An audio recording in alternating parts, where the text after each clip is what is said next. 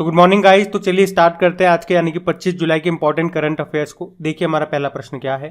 अभी हाल ही में केंद्र सरकार ने एमएसपी व्यवस्था को मजबूत करने के लिए गठित समिति का अध्यक्ष किसे नियुक्त किया?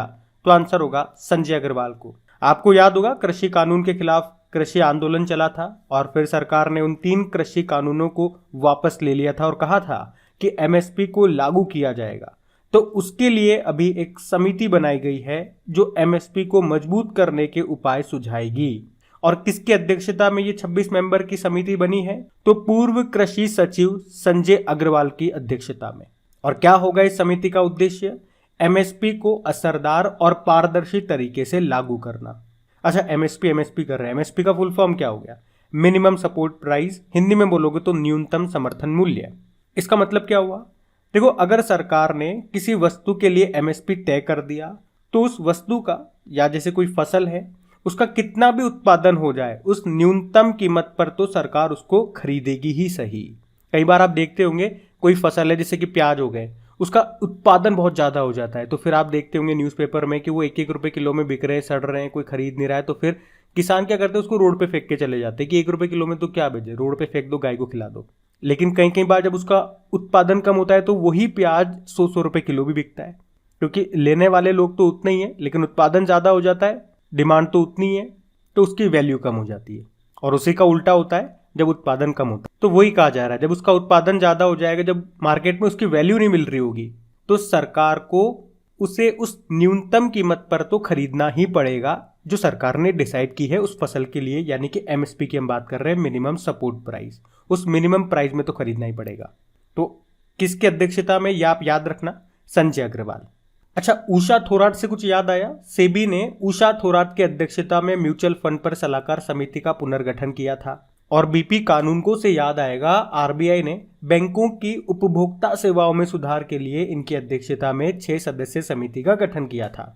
अभी आपको याद होगा डिफाल्टरों से धन की वसूली के लिए सर्वोच्च न्यायालय समिति का प्रमुख इनको बनाया गया था, प्रदीप नंदराजोग को। अच्छा, मुझे बताओ एमएसपी डिसाइड करने का काम कौन करता है? कृषि लागत और मूल्य आयोग। और अभी कुछ समय पहले इसके नए अध्यक्ष बने थे, उनका नाम क्या है? विजय पॉल।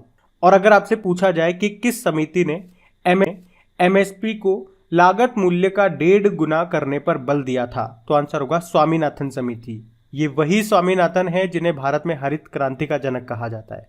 अच्छा, मुझे बताओ अभी जम्मू कश्मीर के परिसीमन के लिए किस आयोग का गठन हुआ था? तो आंसर होगा रंजना प्रकाश देसाई आयोग। और इसने जम्मू कश्मीर में कितनी सीट डिसाइड की है? 90 सीटें।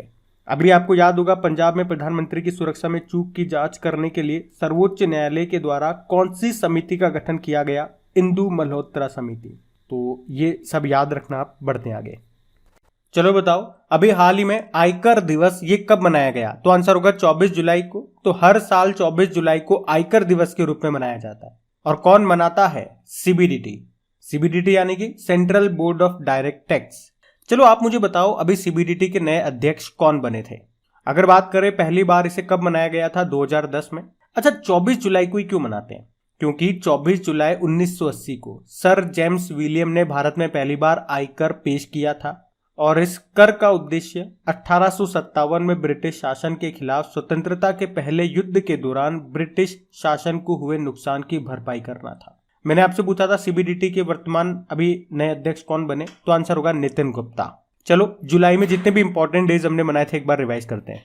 देखो, 1 जुलाई को हमने 3 डे मनाए थे, national doctor day, GST day और चार्टर्ड अकाउंट डे। 2 जुलाई को भी 3 डे मनाए गए थे, अंतरराष्ट्रीय सहकारिता दिवस जो कि जुलाई के पहले शनिवार को मनाया जाता है, वर्ल्ड यूएफओ डे और वर्ल्ड स्पोर्ट्स जर्नलिस्ट डे। 3 जुलाई को हमने international plastic bag free day मनाया। 6 जुलाई को वर्ल्ड जूनोसिस डे मनाया। अभी 7 जुलाई को पहली बार किस्वाहिली भाषा दिवस मनाया गया। 10 जुलाई को राष्ट्रीय मछली किसान दिवस, नेशनल फिश फार्मर्स डे मनाया। और 11 जुलाई को वर्ल्ड पॉपुलेशन डे मनाया। अभी 12 जुलाई को विश्व मलाला दिवस मनाया गया और 12 जुलाई को ही विश्व पेपर बैग दिवस मनाया था। 15 जुलाई को विश्व युवा कौशल दिवस, वर्ल्ड यूथ स्किल डे मनाया। 17 जुलाई को अंतरराष्ट्रीय न्याय दिवस मनाया। 18 जुलाई को नेल्सन मंडेला अंतरराष्ट्रीय दिवस मनाया। 20 जुलाई को वर्ल्ड चेस डे मनाया था और अभी 22 जुलाई को हमने वर्ल्ड ब्रेन डे मनाया था। तो ये आपको याद रखने हैं। बढ़ते हैं आगे। फिर बताइए, अभी हाल ही में वैश्विक ऊर्जा पुरस्कार 2022 किसने जीता? तो आंसर होगा कौशिक राजशेखर ने। तो भारतीय मूल के प्रोफेसर है कौशिक राजशेखर, जिन्होंने वैश्विक ऊर्जा पुरस्कार 2022 को जीत लिया है। राजशेखर ये ह्यूस्टन यूनिवर्सिटी में इंजीनियरिंग के प्रोफेसर है और उनको ये जो अवार्ड है ये क्यों मिला है? तो बिजली उत्पादन उत्सर्जन को कम करते हुए परिवहन, विद्युतीकरण और ऊर्जा दक्षता प्रौद्योगिकियों में उत्कृष्ट योगदान के लिए उनको ये पुरस्कार मिला है, वैश्विक ऊर्जा पुरस्कार 2022। आप जानते हो केपी कुमारन, ये नाम तो हमने कल ही पढ़ा है, मलयालम फिल्म मेकर हैं जिन्हें केरल का हाईएस्ट फिल्म अवार्ड मिला था अभी, जिसको कहते हैं जेसी डैनियल अवार्ड। और तनुजा नेसारी, अभी यूके की पार्लियामेंट ने इन्हें आयुर्वेद रत्न पुरस्कार से सम्मानित किया। उमर निसार की बात करेंगे तो अभी यूनिसेफ ने जम्मू कश्मीर के आरजे उमर निसार को इम्यूनाइजेशन चैंपियन अवार्ड से सम्मानित किया। चलो मुझे बताओ, भारत किस वर्ष तक कृषि में डीजल की जगह नवीकरणीय ऊर्जा का इस्तेमाल करेगा? तो आंसर होगा 2024 तक। तो ये भी याद रखना बढ़ते आगे। अच्छा बताओ, अभी हाल ही में इसरो ने ह्यूमन स्पेस फ्लाइट एक्सपो का उद्घाटन कहाँ पे किया? तो आंसर होगा बेंगलुरु में। तो अभी इसरो के जो अध्यक्ष हैं एस सोमनाथ, उन्होंने आजादी के अमृत महोत्सव के उपलक्ष्य में बेंगलुरु में मानव अंतरिक्ष उड़ान एक्सपो का उद्घाटन किया। आपको याद है इसरो जल्द ही अपने पहले मानव रहित मिशन गगनयान को शुरू करेगा। तो इस एक्सपो में गगनयान का एक इंटरेक्टिव मॉडल भी आपको देखने को मिलेगा।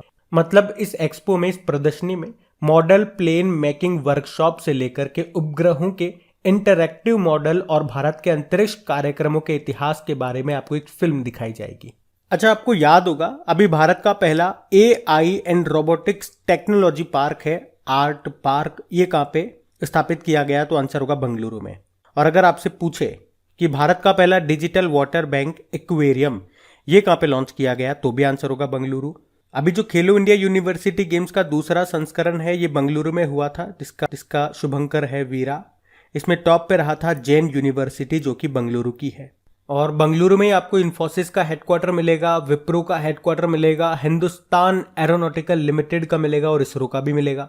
अब बात इसरो की है तो इसरो मतलब इंडियन स्पेस रिसर्च ऑर्गेनाइजेशन, जिसकी स्थापना होती है 1969 में। अभी नए अध्यक्ष बने थे 10वें नंबर के एस सोमनाथ इनका नाम है। मोटो होता है space technology is in service of human kind. अच्छा बताओ, अभी हाल ही में किस बैंक ने व्हाट्सएप बैंकिंग सेवा ये शुरू की है? तो आंसर होगा स्टेट बैंक ऑफ इंडिया ने। तो अभी SBI ने व्हाट्सएप बैंकिंग सर्विस को शुरू कर दिया है। तो ग्राहक और बैंक के बीच में कम्युनिकेशन को और ज्यादा मजबूत करने के लिए ये व्हाट्सएप सेवा शुरू की गई है और ग्राहकों को जो भी बैंकिंग सेवाएं चाहिए वो अब सभी व्हाट्सएप पे आपको मिल जाएगी। आपको बैंक के एप्लीकेशन भी खोलने की जरूरत नहीं पड़ेगी। और अभी जो यहाँ पे सुविधाएं दी जा रही है वो, जैसे कि आप बैलेंस चेक करना चाहते हो आपके बैंक के अकाउंट में कितना है, वो आपको यहाँ पता लग जाएगा। मिनी स्टेटमेंट वगैरह आप निकालना चाहते हो वो यहाँ से निकल जाएगा। देखो, state bank of India headquarter इसका मुंबई में है और इसके वर्तमान में चेयरमैन कौन है? दिनेश कुमार खारा। अच्छा, अभी SBI जनरल इंश्योरेंस के MD CEO कौन बने थे? पारितोष तिवारी बने थे। और SBI के जो पूर्व अध्यक्ष है रजनीश कुमार, उन्होंने बुक लिखी थी अभी जिसका नाम है द कस्टोडियन ऑफ ट्रस्ट। और श्रीनगर की डल झील में तैरते हुए ATM की शुरुआत करने वाला पहला बैंक भी यही है, स्टेट बैंक ऑफ इंडिया। बाकी पंजाब नेशनल बैंक के MD CEO कौन है? अतुल कुमार गोयल है। अभी ICICI बैंक, इसने कैंपस पावर नाम से एक डिजिटल प्लेटफॉर्म लॉन्च किया था। उससे पहले MSMEs के लिए open for all digital ecosystem launch किया था। और अभी इसके फिर से MD CEO बन गए थे संदीप बख्शी। चलो बताओ, स्मार्ट सिटी मिशन के तहत धन के उपयोग में कौन सा राज्य टॉप पर है? तो आंसर होगा तमिलनाडु। तो अभी हाल ही में जारी सरकारी आंकड़ों के अनुसार स्मार्ट सिटी मिशन के तहत धन के उपयोग के मामले में तमिलनाडु राज्यों की सूची में सबसे ऊपर है। तमिलनाडु ने केंद्र सरकार के द्वारा जारी 4,333 करोड़ रुपए में से 3,932 करोड़ रुपए से अधिक खर्च किए, जबकि उत्तर प्रदेश 3,182 करोड़ रुपए में से 2,699 करोड़ रुपए के उपयोग के साथ इसमें दूसरे स्थान पर है। बात तमिलनाडु की है तो ये रहा मैप में तमिलनाडु। देखो, तमिलनाडु की कैपिटल चेन्नई है। यहीं पे आपको चमड़ा अनुसंधान केंद्र मिलेगा। यहाँ के मुख्यमंत्री कौन है? MK स्टालिन है। और इनके भी आत्मकथा आई थी, उसका नाम है उंगलिल ओरुवन। गवर्नर कौन बने? RN रवि। यहीं पे आपको मीनाक्षी मंदिर भी मिलेगा तमिलनाडु में। वैसे सबरीमाला मंदिर कहाँ मिलेगा? याद रखना, केरल में। अभी तमिलनाडु का 38वां जिला बना था मयिलादुतुरई। अच्छा, तमिलनाडु के तट को क्या कहते हैं? कोरोमंडल तट कहते हैं। बाकी आप जानते हो अभी तमिलनाडु ने एनम एजुथम योजना शुरू की थी। अभी चौथा राज्य खाद्य सुरक्षा सूचकांक आया था, उसमें बड़े राज्यों में तमिलनाडु टॉप पे था, छोटे में गोवा और यूनियन टेरिटरी में जम्मू कश्मीर। आपको याद होगा तमिलनाडु ये मिड डे मील के साथ सरकारी स्कूलों में नाश्ता देने वाला देश का पहला राज्य भी बना था, क्लास 1 से लेकर 5वीं तक के लिए। अभी तमिलनाडु ने 18 दिसंबर को अल्पसंख्यक अधिकार दिवस माइनॉरिटीज राइट्स डे के रूप में मनाने की घोषणा की थी। और इसी तरह से तमिलनाडु सरकार ने 14 अप्रैल को, जो कि अंबेडकर जी की जयंती होती है, उसे समानता दिवस के रूप में मनाने की घोषणा की। समानता से याद आएगा स्टेच्यू ऑफ इक्वेलिटी, संत रामानुजाचार्य जी की स्टेच्यू है। कहाँ पर? हैदराबाद में। और तमिलनाडु के चेन्नई में फिडे शतरंज ओलंपियाड का 44वां संस्करण होगा पहली बार भारत में भी चेन्नई में होगा, जिसका शुभंकर क्या है? थम्बी। और चेन्नई में ही सड़क पर रहने वाले जानवरों के लिए भारत की पहली एम्बुलेंस सेवा भी शुरू की गई थी। अच्छा, तमिलनाडु में जो सत्यमंगलम टाइगर रिजर्व है उसे TX2 अवार्ड भी मिला था। अभी नेशनल डुगोंग कंजर्वेशन सेंटर कहाँ पे स्थापित किया गया? तमिलनाडु में ही। और भारत का पहला नेशनल फूड सिक्योरिटी म्यूजियम, राष्ट्रीय खाद्य सुरक्षा संग्रहालय, ये कहाँ पे स्थापित किया गया? तमिलनाडु के तंजावुर में। तंजावुर में एक मंदिर आपको मिलेगा, बृहदेश्वर मंदिर, तो ये भी याद रखना। बढ़ते आगे। अच्छा बताओ, हाल ही में CBDT और किस बैंक ने ऑनलाइन कर भुगतान सेवाओं की पेशकश हेतु सहयोग किया है? तो आंसर होगा फेडरल बैंक। तो अभी फेडरल बैंक ने फाइलिंग पोर्टल में करदाताओं को पे कर सुविधा के माध्यम से भुगतान करने में सहायता करने के लिए CBDT के साथ समझौता किया। तो अब कोई भी डेबिट या क्रेडिट कार्ड से UPI या नेट बैंकिंग या फिर नगद भी करों का भुगतान यानी कि टैक्स पे कर सकेगा। फेडरल बैंक की स्थापना होती 1931 में, हेडक्वार्टर अल्लुवा केरल में है, CEO श्याम श्रीनिवासन है। आप जानते हो अभी यूरो मनी के द्वारा दूसरी बार विश्व का सर्वश्रेष्ठ SME बैंक चुना गया था DBS बैंक को। और अभी कोटक महिंद्रा बैंक ने IT पोर्टल के साथ एकीकृत यानी कि इंटीग्रेटेड होने वाला ये पहला बैंक बना था, कोटक महिंद्रा बैंक। और अभी कोटक महिंद्रा बैंक ये IT पोर्टल के साथ एकीकृत यानी कि इंटीग्रेटेड होने वाला पहला बैंक बना था। इक्विटास स्मॉल फाइनेंस बैंक, बच्चों के लिए इसने एंजॉय ENJOY नाम से सेविंग अकाउंट भी लॉन्च किया था। तो ये सब भी याद रखना। बढ़ते आगे। चलो बताओ, अभी हाल ही में अमृत एप्लीकेशन को लॉन्च किया गया, इसका संबंध किस क्षेत्र से है? तो आंसर होगा इलेक्ट्रिक मोबिलिटी। तो अभी नीति आयोग ने UK के सहयोग से इलेक्ट्रिक मोबिलिटी पर जागरूकता बढ़ाने के लिए अमृत यानी कि accelerated mobility revolution for India transportation mobile application को लॉन्च किया। तो इस पोर्टल पर आपको व्हीकल से रिलेटेड सभी जानकारियां मिल जाएगी। नीति आयोग ने कहा ये इलेक्ट्रिक व्हीकल्स के लिए एक वन स्टॉप पोर्टल होगा, तो ये आप ध्यान रखना। बढ़ते आगे। चलो बताओ, अभी 23 से 24 जुलाई 2022 को स्वर सम्राट फेस्टिवल का कौन सा संस्करण आयोजित किया गया? तो आंसर होगा 10वां। ये है स्वर सम्राट फेस्टिवल। ये अभी 23 जुलाई को शुरू हुआ। कहां से? नई दिल्ली से। 2 दिनों तक ये चला। कौन सा संस्करण था? 10वां। और इसका आयोजन किसकी याद में हुआ? उस्ताद अली अकबर, जिनका संबंध किससे है? ये सरोद वादक थे। चलो मुझे बताओ, पंडित रविशंकर का संबंध किससे था? सितार से। उस्ताद बिस्मिल्लाह खान का शहनाई से। और जाकिर हुसैन का तबले से। जबकि पंडित शिव कुमार जी का संतूर से, संतूर वादक थे वो। पंडित बिरजू महाराज, इनका संबंध कत्थक से था, लखनऊ घराने से थे। और भजन सोपारी का, इनका भी निधन हो गया, ये संतूर वादक थे, सूफियाना घराने से ताल्लुक रखते थे ये वैसे। अच्छा बताओ, अभी डोल जात्रा उत्सव ये कहाँ पे मनाया गया था? पश्चिम बंगाल में। और शिरुई लिली महोत्सव कहाँ पे मनाया जाता है? मणिपुर में। सरहुल उत्सव, इसका संबंध है झारखंड से।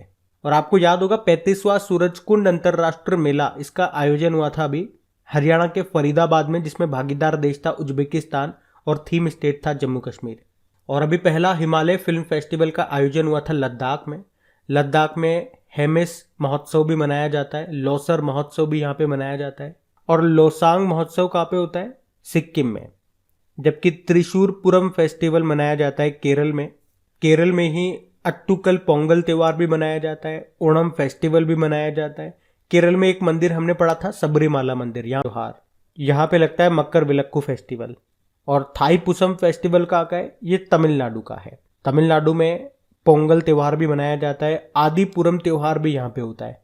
और याद रखना तमिलनाडु का जो मदुरै है इसे त्योहारों का शहर कहा जाता है। तो ये सब याद रखना बढ़ते। चलो बताओ, अभी हाल ही में एशियन डेवलपमेंट बैंक ने वित्त वर्ष 2022-23 के लिए भारत की जीडीपी ग्रोथ रेट को कितना रहने का अनुमान लगाया, तो आंसर होगा 7.2%। तो अब एशियन डेवलपमेंट बैंक ने वित्त वर्ष 2022-23 के लिए भारत की जीडीपी ग्रोथ रेट 7.5% से घटा करके 7.2% रहने का अनुमान लगा दिया। एशियन डेवलपमेंट बैंक की स्थापना होती 1966 में। हेडक्वार्टर है मनीला, फिलीपींस और प्रेसिडेंट है मसात्सुको असाकावा। आपको याद होगा कुछ समय पहले एशियन डेवलपमेंट बैंक ने कहा था कि 2021 में भारत को रिकॉर्ड $4.6 बिलियन का लोन दिया है। किसने? Asian development bank. अब बात करेंगे कल के वीडियो में पूछे गए प्रश्न के उत्तर की। और गाइस, सेशन अच्छा लगे तो प्लीज लाइक करके वीडियो को शेयर जरूर कीजिएगा। देखते हैं कल आपसे क्या पूछा था। विश्व राष्ट्रीय फिल्म पुरस्कारों में बेस्ट एक्टर किसे चुना गया? 2 को चुना गया था। ऑप्शन में एक ही है, अजय देवगन, और दूसरे कौन थे? तमिल फिल्म अभिनेता सूर्या। और इन सभी का क्विज आप लगा लीजिएगा, टेस्ट आप लगा लीजिएगा, बना करके अपलोड कर दिया आपकी क्रिक एग्जाम एप्लीकेशन पे। टेस्ट लगाइए और देखिए क्या स्कोर आपका रहता है, क्योंकि प्रैक्टिस में हमेशा बने रहना। जब तक कि आपका सिलेक्शन नहीं हो जाता प्रैक्टिस में जरूर बने रहना, ताकि ये चीजें आप भूलो नहीं एग्जाम तक। पीडीएफ भी आपको मिल जाएगी क्रिक एग्जाम एप्लीकेशन पे। अब ये रहा आज का आपका होमवर्क प्रश्न।